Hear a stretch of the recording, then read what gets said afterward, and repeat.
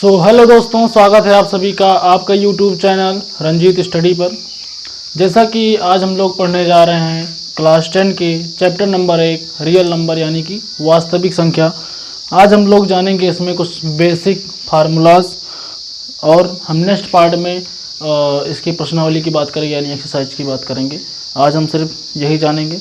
चलिए, तो जैसा कि आप लोग देख सकते हैं कि यहाँ पे हेडिंग पड़ चुकी है रियल नंबर यानी कि वास्तविक संख्याएं। किसे कहते हैं वास्तविक संख्या? तो परिमेय या अपरिमेय संख्याओं को ही वास्तविक संख्या कहते हैं। तो मैं लिख देता हूँ यहाँ पे परिमेय या अपरिमेय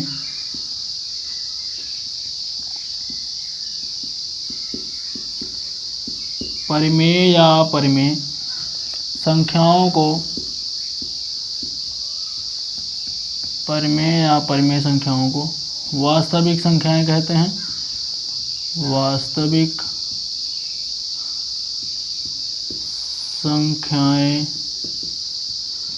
कहते हैं।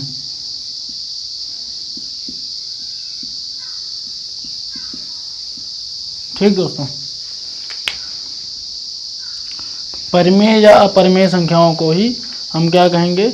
वास्तविक संख्याएं कहेंगे। जैसा कि एग्जाम्पल अगर मैं बताऊं तो -1 +1 2 3√2/5 एंड सो ऑन। ये क्या है? इसका एग्जाम्पल है।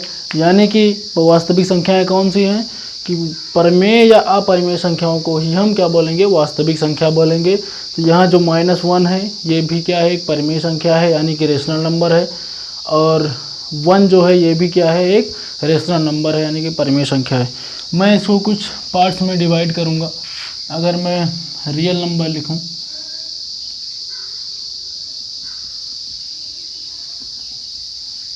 रियल नंबर तो इसके कितने पार्ट होंगे? डेफिनेशन के अकॉर्डिंग इसके 2 पार्ट हो जाएंगे।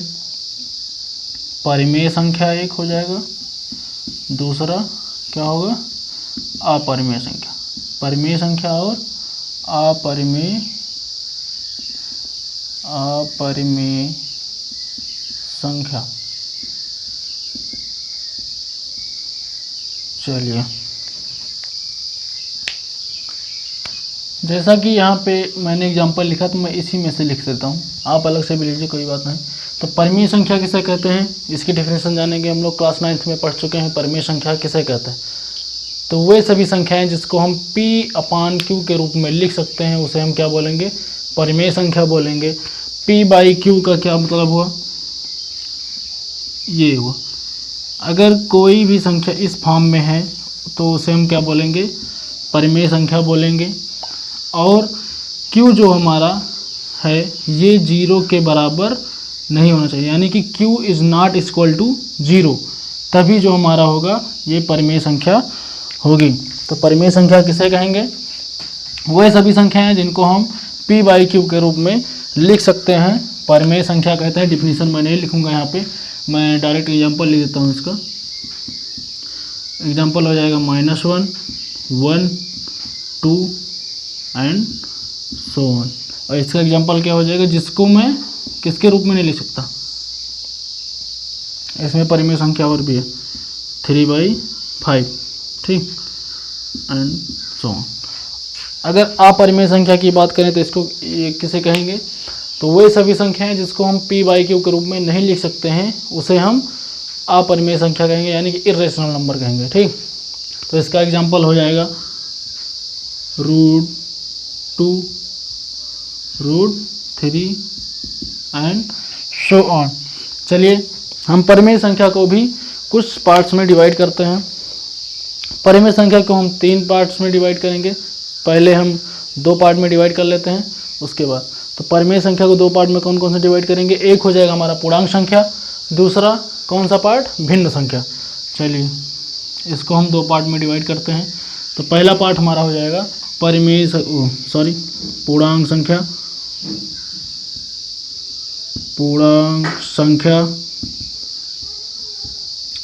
दूसरा हो जाएगा भिन्न संख्या।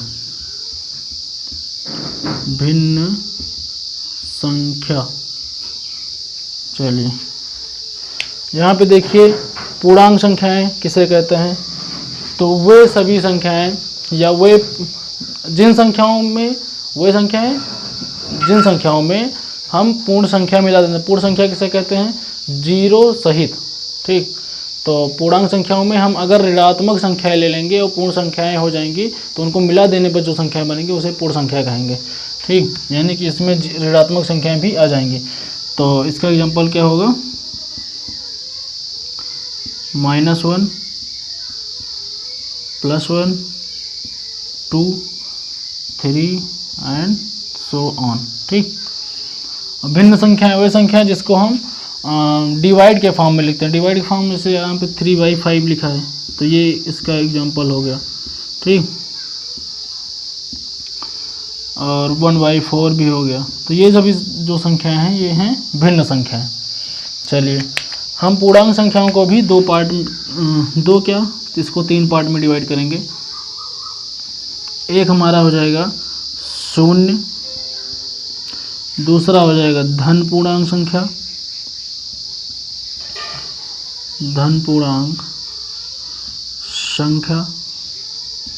तीसरा हो जाएगा ऋण पूर्णांक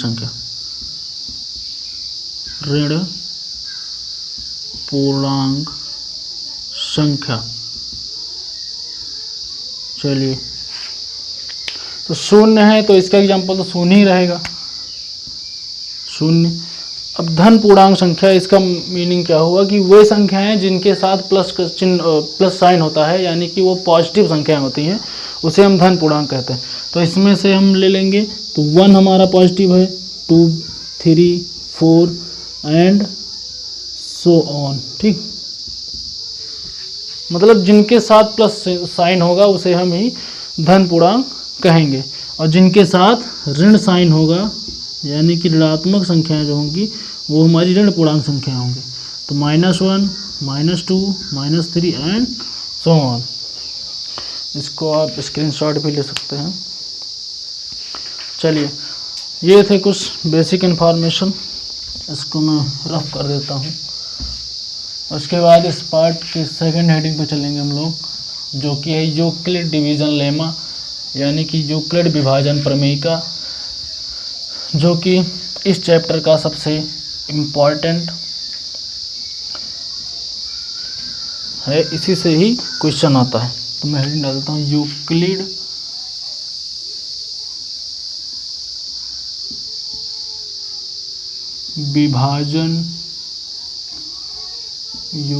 विभाजन परिमेयिका।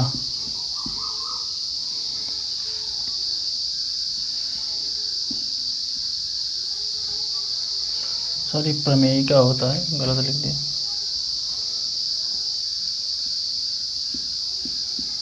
प्रमेयिका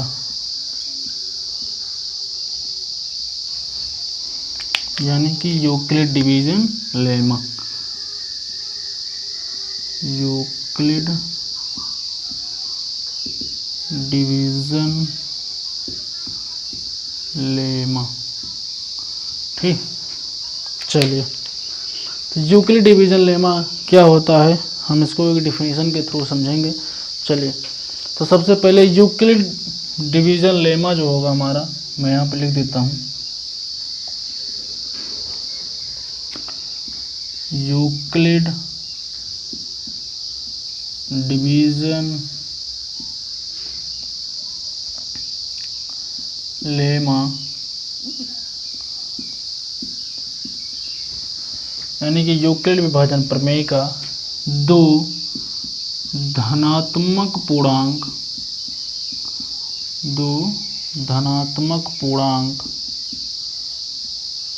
ए और बी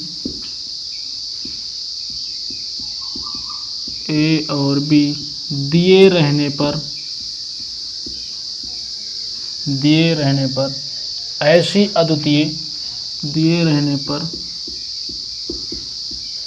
ऐसी अद्वितीय पूर्ण संख्याएं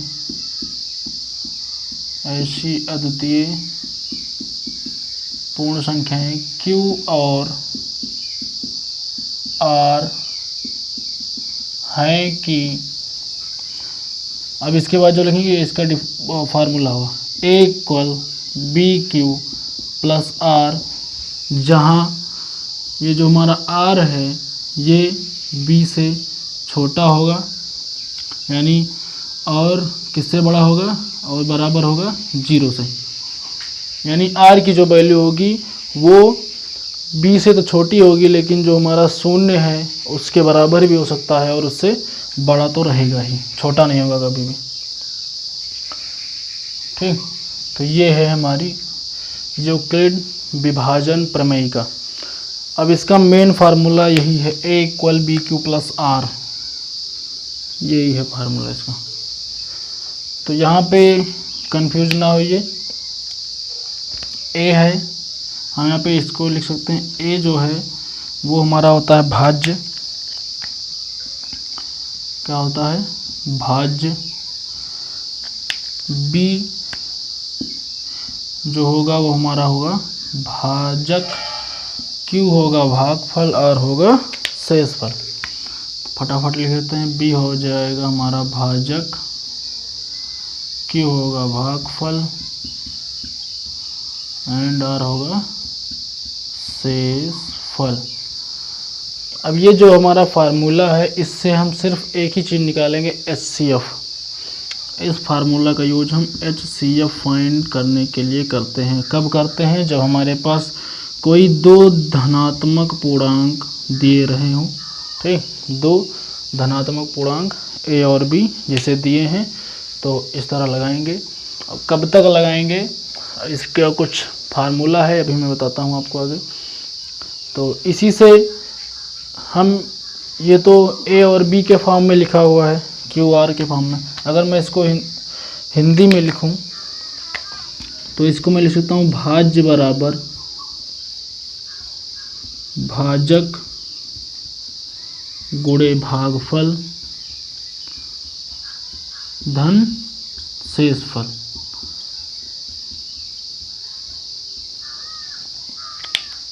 तो ये इस तरह हो जाएगा। ठीक,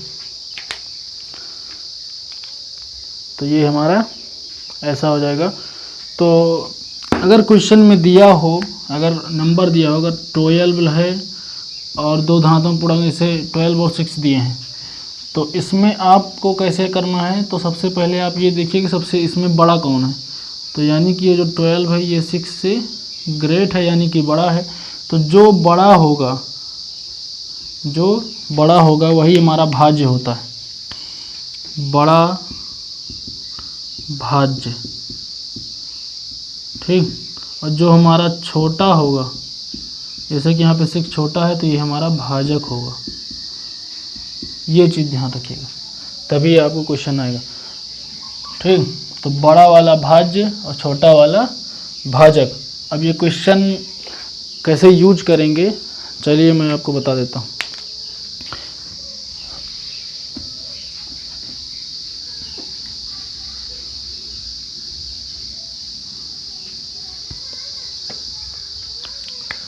यहाँ पे मैं क्वेश्चन ले लूँ, जैसे कि दो धनात्मक पूर्णांक मैं लेता हूँ, माना दो धनात्मक पूर्णांक। दो धनात्मक पूर्णांक कौन कौन से हैं हमारे पास, C और D है। ठीक, और इसमें इंडिकेट किया गया है कि जो हमारा C है वो D से ग्रेट है। तो हमें पता चल गया कि इसमें भाज्य कौन होगा, भाजक कौन होगा। तो बड़ा वाला मैंने भी बताया था, बड़ा वाला भाज्य होता है, यानी ये हमारा भाज्य हो जाएगा और ये हमारा भाजक हो जाएगा। तो इस पे क्या लिखेंगे, पर यूक्लिड विभाजन प्रमेय के रूप में लिखने पर। तो यानी कि C और D को यूक्लिड विभाजन प्रमेय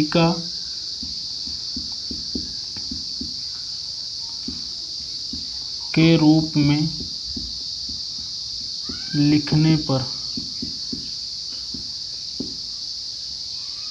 के रूप में लिखने पर, इसका रूप कैसे हो जाएगा कि लिखने पर कैसे होगा, तो यानी ये हमारा भाज्य है, तो भाज्य को मैंने यहाँ पे a लिखा था तो मैं c लिखूँगा, इक्वल लगाएंगे। उसके बाद भाजक क्या है हमारा d है, d लिखेंगे। उसके बाद हमारा भागफल q है और शेषफल r है। तो ये हमारा यूक्लिड विभाजन प्रमेय के रूप में हो गया। अब अगर बोले कि इसका HCF निकालो, तो क्या निकालना है, HCF। HCF कैसे पता चलेगा, तो इसमें मेन रोल जो होता है इन्हीं दोनों का है, भाजक और शेषफल का।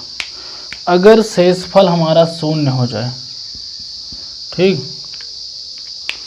इफ r इक्वल 0, यदि हमारा शेषफल 0 हो जाएगा तो हमारा जो भाजक है, भाजक यानी कि d, भाजक यानी कि d, यही हमारा HCF होगा। और किसका HCF होगा, दो धनात्मक पूर्णांक c और d का HCF d होगा। यानी कि जब तक ये हमारा शेषफल शून्य नहीं होगा तब तक हम भाजक यानी जो d है यानी कि भाजक को हम HCF नहीं मानेंगे, आंसर नहीं मानेंगे। लेकिन जैसे ही हमारा ये 0 आ जाएगा तैसे ही हमारा जो भाजक है यही हमारा HCF यानी कि आंसर हो जाएगा। और यदि r 0 के बराबर ना हो तब क्या करेंगे, तब हम कुछ नहीं करना है, यही नया भाजक जो होगा, जैसे कि मान लो यहाँ पे कुछ और था, यहाँ पे मान लो 27 आ गया, q प्लस यहाँ पे आ गया यहाँ पे 1 मान लो, यहाँ पे आ गया 3, तो ये 0 नहीं हुआ। अभी भी फिर हम क्या लिखेंगे, फिर नए भाजक 27 और नए शेषफल को दिख नहीं रहा होगा, ऊपर लिखते हैं, 1 मिनट, क्या लिखेंगे, नए भाजक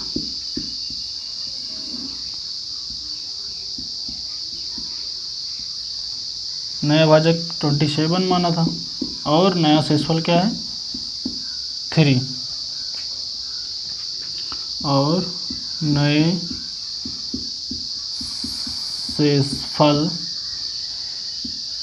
3 पर क्या लगाएंगे, वही यूक्लिड डिवीजन लेमा यानी EDL लगाने पर लगाओगे तो ये बड़ा है ये छोटा है, तो जो बड़ा वाला होगा 27 इधर लिख लेंगे, 3 इधर लिख लेंगे, कितनी बार जाएगा, 9 टाइम जाएगा, प्लस 0, यही जो 0 आ गया तो हमारा ये भाजक था, यही भाजक था, तो ये हमारा क्या हो जाएगा, यही हमारा आंसर हो जाएगा, ठीक, यानी 3 आंसर। जब तक ये 0 नहीं आएगा इसी तरह, तब तक हम भाजक को नहीं मानेंगे कि हमारा आंसर है। चलिए हम क्वेश्चन लगाएंगे इस पर। तो यदि आप लोगों ने यहाँ तक हमारी वीडियो को देख लिया है तो प्लीज़ हमारे चैनल को सब्सक्राइब करें, लाइक करें, कमेंट करें, शेयर करें। यदि आप लोगों के स्कूल या कॉलेज में ग्रुप बना है तो आप उसमें भी हमारे चैनल के लिंक को शेयर कर दीजिए। यदि आपको कोई भी क्वेश्चन नहीं आ रहा तो कमेंट में क्वेश्चन लिख के भेज दीजिए प्लस नंबर, हम आपको व्हाट्सएप पे सेंड कर देंगे। चलिए एक क्वेश्चन लेते हैं बुक से। क्वेश्चन है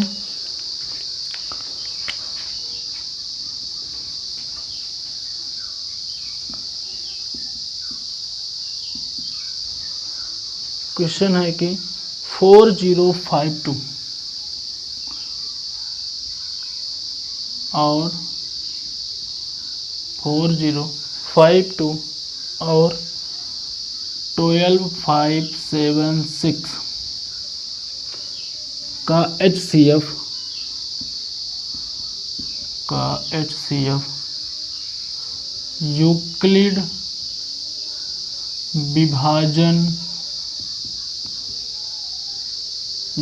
विभाजन प्रमेय का द्वारा हल कीजिए। विभाजन प्रमेय का प्रयोग करके ज्ञात कीजिए, ऐसा ही लिखा उसने, का प्रयोग करके ज्ञात कीजिए। ठीक, तो जैसा कि मैंने आप लोगों को पहले ही बताया था, सबसे पहले मैं बड़ा और छोटा ढूंढेंगे। तो दो संख्याएं दी हुई हैं, तो ये जो 4052 लिखा है ये क्या है, 12576 से छोटा है बड़ा, छोटा है तो इस तरह का चिन्ह लग जाएगा। तो जो बड़ा वही हमारा भाज्य, जो छोटा वही हमारा भाजक।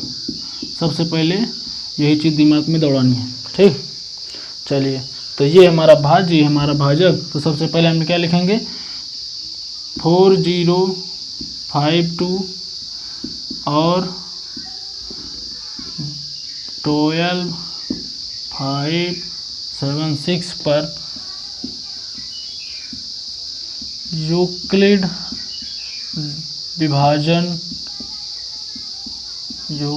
विभाजन प्रमेयिका लगाने पर, यूक्लिड विभाजन प्रमेयिका लगाने पर। ठीक, चलिए भाई हम लगा देते हैं। तो भाज्य कौन है, 12576 बराबर करेंगे, भाजक हमारा है 4052 मल्टीप्लाई बाय, हमें यहाँ पे भागफल लिखना है। भागफल मतलब कितनी बार जा रहा है ये, तो कितनी बार जाएगा मैक्सिमम, तो ये जाएगा 3 बार। ठीक, क्योंकि अगर हम 4 तो यहाँ 12 करेंगे तो 12000 सीधे सीधे हो जाएगा, अगर इसमें कर देंगे तो इससे ज़्यादा हो जाएगा। ठीक, चलिए, तो शेषफल कितना बचेगा हमारा, 420 बचना चाहिए। 420। ठीक, अभी भी हमारा क्या है, ये जो r है यही तो हमारा r है। ठीक, यानी जो शेषफल है वो हमारा भी 0 के बराबर नहीं आया है। तो हमें क्या करना पड़ेगा, ये हमारा नया भाजक है और यही हमारा नया शेषफल है, तो इन्हीं दोनों को लेके हम फिर से चलेंगे। ठीक, क्या लिखेंगे, नए भाजक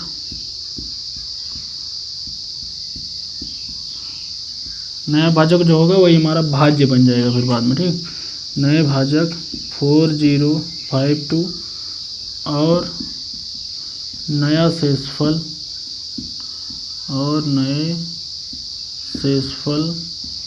नया शेषफल क्या है 420 पर क्या लगाएंगे, यूक्लिड विभाजन प्रमेयिका लगाने पर। ठीक, यूक्लिड विभाजन प्रमेयिका लगाएंगे, तो ये बड़ा कि ये बड़ा, तो ये 4052 ये बड़ा हो गया और 420 छोटा हो गया। अब ये कितनी टाइम जाएगा, 9 टाइम जाएगा। चेक कर लीजिएगा, 9 टाइम जाएगा। ठीक, 9 टाइम जाएगा, करके देख लेते हैं। अगर हम इसमें 9 का मल्टीप्लाई कराएंगे तो 0 हो जाएगा और 9 2 जा 18, 8 1 और 9 4 जा 36 और इसमें 1 कैरी था 37 हो जाएगा। ठीक, तो इससे कम हो रहा है, इसमें से हम घटा देंगे, कितना बचेगा 2 और इसमें से 1 कैरी लेंगे तो 15, 7 हो जाएगा। यहाँ पे बचा 9। ठीक, 2 यानी 272 सही है। अभी भी हमारा ये 0 नहीं आया है, तो फिर से वही प्रोसेस, नए भाजक, अब की नया भाजक कौन हो जाएगा 420, ये होगा, ये शेषफल होगा। नए भाजक तो 420 और नए शेषफल,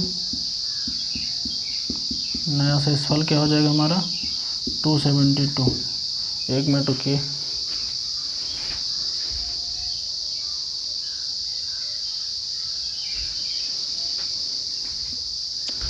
चल रहा है वीडियो। नए शेषफल 272, नए भाजक 420 और नए शेषफल 272 पर क्या लगाएंगे हम, पर यूक्लिड विभाजन प्रमेय का लगा देंगे। तो ये हमारा क्या हो जाएगा इस बार, ये हमारा भाजक होगा, यानी कि भाज्य बन जाएगा फिर ये, क्योंकि ये बड़ा था और ये छोटा है, तो ये हमारा भाजक हो जाएगा। अब ये कितनी टाइम जाएगा, 2 बार तो जाएगा नहीं, एक ही बार जाएगा प्लस। जब एक बार जाएगा तो कितना बचेगा, आई थिंक 148 बनना चाहिए, हाँ 148 यानी 148। अभी भी ये क्या है, 0 नहीं है। हम फिर से ये भाजक, नया शेषफल, नया भाजक, फिर लिखेंगे नए भाजक, नया भाजक क्या है हमारा 272 और नया शेषफल क्या 148, नया शेषफल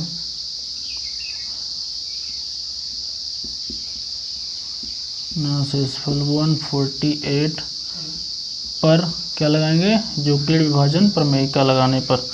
चलिए नीचे दिखेगा नहीं, ऊपर हम रफ कर देते हैं।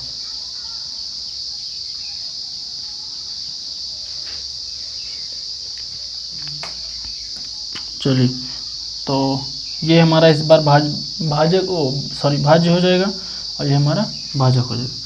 तो हम क्या लिखेंगे, 272 इक्वल 148 मल्टीप्लाई बाय, कितने टाइम जाएगा इसमें, ये सब चीज़ आप कमेंट करके भी बता दीजिएगा, ठीक। वीडियो चाहे जब की भी हो, आप अगर देख रहे हैं तो कमेंट ज़रूर करिएगा। तो ये जाएगा एक बार, ठीक, क्योंकि 2 बार करेंगे तो ज़्यादा हो जाएगा। और इस बार जो बचेगा 124 बचेगा। अभी भी देखिए बराबर नहीं है, तो हम फिर से क्या करेंगे, पुनः इसमें यूक्लिड विभाजन प्रमेय का लगाएंगे। ये नया भाजक, ये नया शेषफल। फिर से चलिए लिखिए, नए भाजक, जो हमारा बड़ा होगा वही क्या होगा, भाज्य होगा, ये ध्यान में रखिएगा, और जो छोटा होगा वही हमारा भाजक होगा। माइंड में अगर ये चीज़ अगर एक बार फिक्स हो गई तो ज़िंदगी भर आप लोग भूलोगे नहीं। हाँ, शेषफल, नया शेषफल क्या है 124 पर क्या लगाएंगे, यूक्लिड विभाजन प्रमेय का। आप लोग लिख लीजिएगा, मैं स्किप कर देता हूँ। चलिए,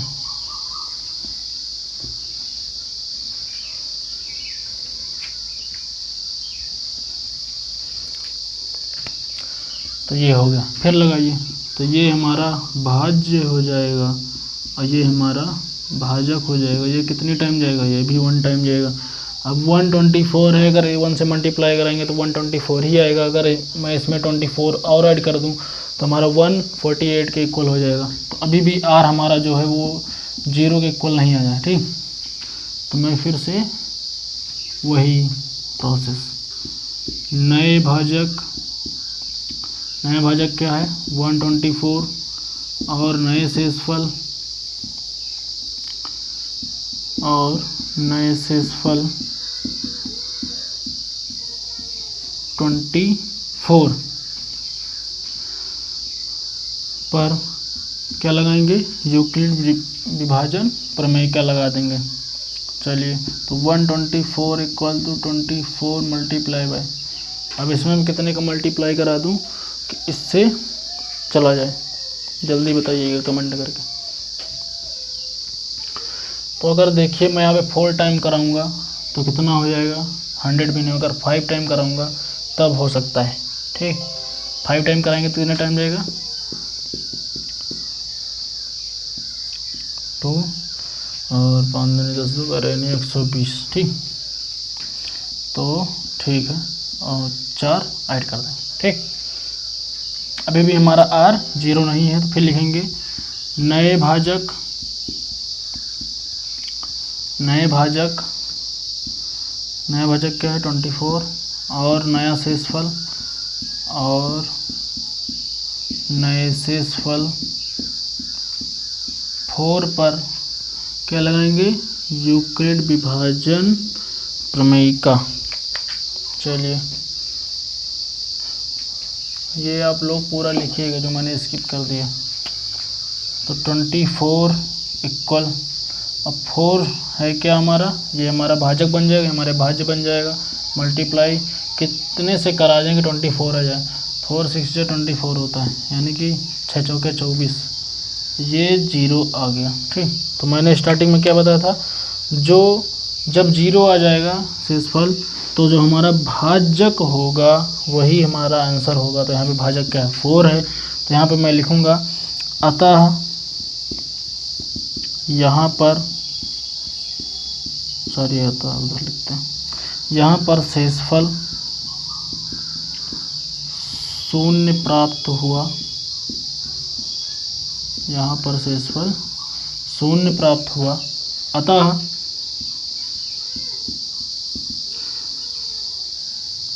धन पूर्णांक, अतः धन पूर्णांक, धन पूर्णांक कौन सा था, 4052 और कौन सा 12576 का HCF क्या होगा, का HCF 4 होगा। ठीक, समझ में आ गया भाई सबको। ठीक, तो ये हमारा क्वेश्चन हो गया। तो ये था हमारा कुछ सिंपल क्वेश्चन। एक आध दो क्वेश्चन मैं और करवा देता हूँ, एक क्वेश्चन करवा देता हूँ, थोड़ा डिफिकल्ट दिख रहा है, उसके बाद मैं फिर नेक्स्ट पार्ट में आपको एक्सरसाइज करवा दूंगा। चलिए एक क्वेश्चन फटाफट देख लेते हैं। चलिए मैं रफ कर देता हूँ।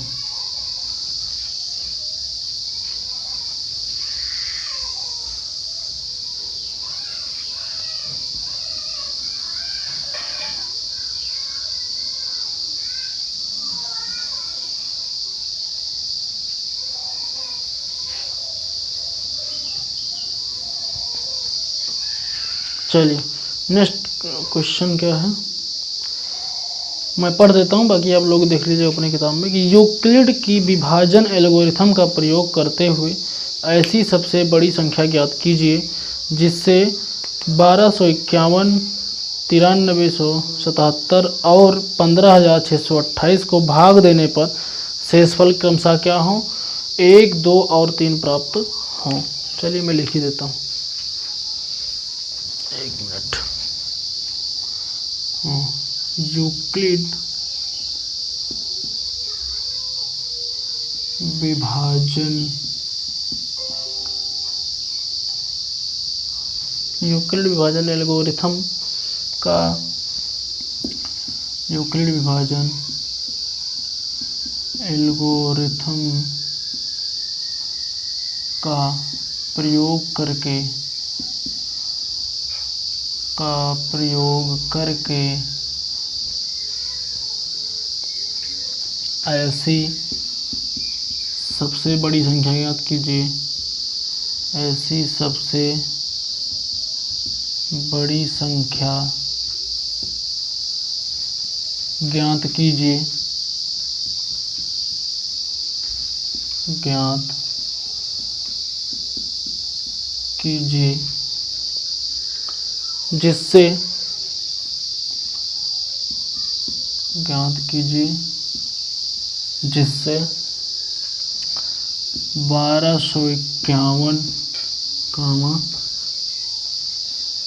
9377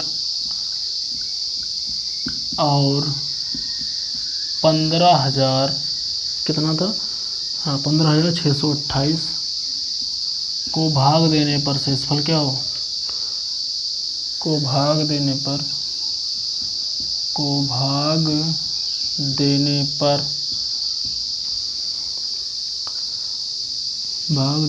शेषफल,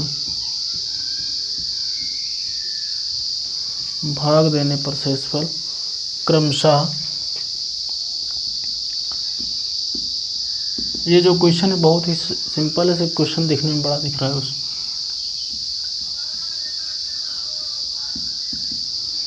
ठीक, ये है हमारा क्वेश्चन। तो मैं एक बार रिपीट कर देता हूँ कि यूक्लिड विभाजन एल्गोरिथम का प्रयोग करके ऐसी सबसे बड़ी संख्या ज्ञात कीजिए जिससे 1251, 9377 और 15628 को भाग देने पर शेषफल क्रमशः कितना बचे, 1, 2, 3 हो। चलिए हम इसका सॉल्यूशन देखते हैं। सबसे पहले मैं क्या करूँगा कि दिए गए जो शेषफल हैं, ठीक, दिए गए शेषफलों में संख्याओं को घटाने पर प्राप्त संख्याएं लिखेंगे। चलिए हल, तो मैं लिख देता हूँ दिए गए, कौन सी संख्याएं दी हुई हैं, यही वाली, दिए गए संख्याओं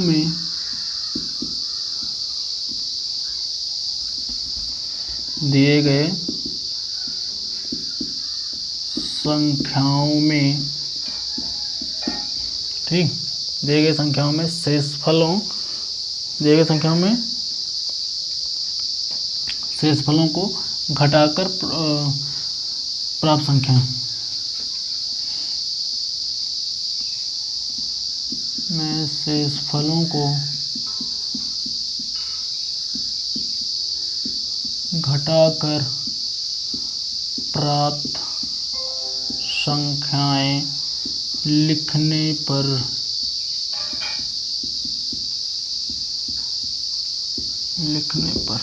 ठीक। चलिए मैं लिख देता हूँ। पहली संख्या है, इसको पहली से घटाएंगे। दूसरी वाली क्या है हमारा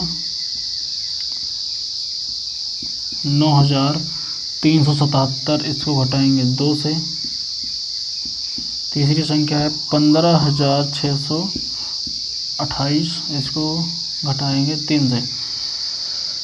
चलिए यहाँ पे देखिए तो 1251 लिखा है, अगर मैं इसमें से एक रिलीज कर देता हूँ तो कितना बचेगा 1250, इसमें से 2 गया 9375, इसमें से 3 गया 15625, ठीक। चलिए ये तो था कुछ ऐसे ही करने के लिए। अब अभी भी हमें इसमें सबसे बड़ी संख्या याद करनी है, यानी HCF ही हमें निकालना है। HCF निकालने के बाद जो हमारी दो संख्याएं आएंगी, उन दोनों संख्याओं में जो बड़ी होगी उसी को हम आंसर मान लेंगे। तो पहले इसको हम क्रम वाइज लिखते हैं, तो इसका क्रम क्या होगा, चलिए इसे लिखते हैं। 1250 ये छोटा है, किससे छोटा है 9375 से। ये छोटा किससे है 15625 से। चलिए तो सबसे पहले मैं 2 जोड़े लूँगा, जी ठीक। इन दोनों को हल करेंगे तो इसमें भाज्य और भाजक तो पता चल ही गया होगा कौन बड़ा है, तो ये बड़ा है, ये छोटा है, ठीक। तो क्या लिखेंगे 9375 और 1250, 9375 और 1250 पर यूक्लिड विभाजन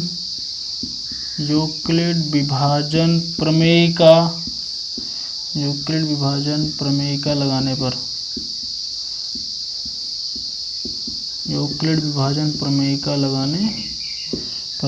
चलिए लगाते हैं। तो जो बड़ा है वो हमारा भाज्य हो जाएगा, यानी 9375, ये बराबर हो जाएगा किससे 12050 के मल्टीप्लाई कितने करेंगे। अब यहाँ पे देखिए 9375 है, यहाँ पे 1250 है, कितने से मल्टीप्लाई कराएंगे 7 से, ठीक। आप करके देख लीजिएगा, मैं ज़्यादा टाइम नहीं लूँगा आप लोगों का, जल्दी समझा देता हूँ, ठीक। तो इसको करेंगे तो 625 बचेगा। अभी भी है हमारा क्या है, यानी जो हमारा शेषफल है ये 0 के इक्वल नहीं है। तो हम फिर से क्या लिखेंगे, नए भाजक नए शेषफल पर यूक्लिड विभाजन प्रमेय का लगाने पर। लिखने से पहले मैं ऊपर मिटा देता हूँ क्योंकि नीचे जगह नहीं है।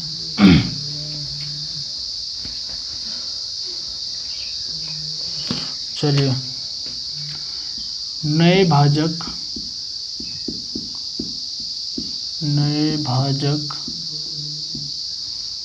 क्या है हमारा 1250 और नए शेषफल नए शेषफल, नया शेषफल क्या है हमारा 625 पर यूक्लिड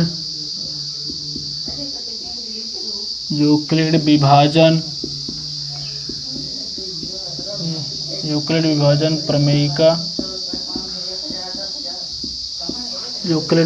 प्रमेयिका लगाने पर। चलिए तो क्या करेंगे, विभाजन प्रमेयिका लगाने पर। ठीक, फिर से जब लगाएंगे तो क्या लिखेंगे हम लोग, नया भाजक हमारा मिल गया है, सॉरी भाजक नहीं, ये हमारा बन जाएगा भाज्यक। ये बराबर हो जाएगा 625 मल्टीप्लाई बाई, कितने से करा दें मल्टीप्लाई तो हमारा हो जाएगा, अगर मैं इसको देखो 2 से कर देता हूँ तो 5 दूनी 10, 0 हो गया, 2 दूनी 4, 1 5 हो गया, और 6 दूनी 12, यानी पूरा मिल जा रहा है। तो शेषफल कितना बचा, 0 बच गया। ठीक, जब शेषफल 0 ही बचा तो संख्या क्या आ गई हमारी, यानी जो आंसर होगा, मैंने आपको पहले ही बताया था, अगर शेषफल 0 है तो आंसर जो होगा क्या होगा हमारा, भाजक होगा। तो भाजक यहाँ पे लिख दूंगा HCF बराबर 625। इसका आंसर आप ध्यान में रखिएगा। मैं दूसरा पार्ट लेके चलता हूँ। दूसरी संख्या लेंगे, कौन से, 1250 ग्रेटर देन 15,625, 15,625। ठीक, तो इस पर भी क्या करेंगे, हम लगाएंगे। तो लिखिए 12,050 और 15,625 पर यूक्लिड विभाजन प्रमेयिका लगाने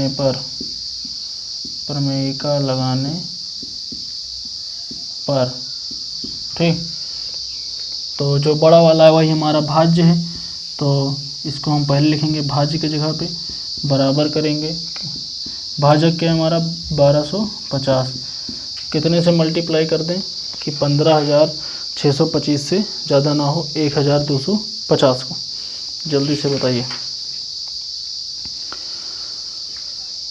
चलिए इसको हम 12 से करेंगे। ठीक, आप लोग कर लीजिएगा। जब 12 से करेंगे तो चलिए मैं आपको करके ही दिखा देता हूँ। 1250 मल्टीप्लाई बाई 12, 2 से करेंगे 0 0 5 और यहाँ पर बचेगा 2। ठीक, इतना आ गया। 1 से करेंगे तो वही सेम उतार लेंगे हम लोग, ऐड कर लो, 0 0 0 1 हो जाएगा, 2 2 5 1 क्या हो जाएगा, ज़्यादा नहीं हो रहा क्या, 4 1 5, हाँ ठीक। तो इतना हो गया, बचा कितना हमारा 625 बच गया। ठीक, फिर से हम वही कर लेंगे। तो नए भाजक 1250 और नया शेषफल क्या है 625 पर क्या लगाएंगे, यूक्लिड विभाजन प्रमेयिका लगाएंगे। क्वेश्चन बहुत ही सिंपल है, बस थोड़ा ध्यान दीजिए, क्वेश्चन आ जाएगा। पहले वाले का आंसर जरा ध्यान में रखिएगा। चलिए तो ये हो जाएगा 1250, ठीक, बराबर 625 गुणे 1 नहीं 2 प्लस 0, क्योंकि हम इसको 2 बार ले जाएंगे तो पूरी बार चला जाएगा। तो यहाँ पे भी क्या मिला, यहाँ पे शेषफल हमारा क्या मिला, 0 के बराबर है। ठीक, अतः HCF क्या होगा 625। अब दूसरे वाले में भी क्या आया था, यही सेम संख्या आई थी, यहाँ भी सेम आ गया। ठीक, दोनों जगह सेम है, तो इसका मतलब कि हमें सबसे बड़ी संख्या निकालनी थी। सबसे बड़ी संख्या ज्ञात कीजिए। तो सबसे बड़ी संख्या इसमें क्या है, दोनों ही सेम है, तो एक ही लिख लेंगे, कितना आंसर हो जाएगा फिर। अतः सबसे बड़ी संख्या, अतः सबसे बड़ी संख्या हो जाएगी 625। यही आंसर हो गया। तो दोस्तों ये था पहले चैप्टर का पार्ट 1। ठीक, अगले पार्ट में मैं आपको एक्सरसाइज के कुछ इम्पॉर्टेंट क्वेश्चन लेके आऊँगा। तब तक के लिए बाय। और आप लोगों ने अगर अभी तक हमारे चैनल को सब्सक्राइब नहीं किया है तो प्लीज़ सब्सक्राइब करें, लाइक करें, शेयर करें। धन्यवाद।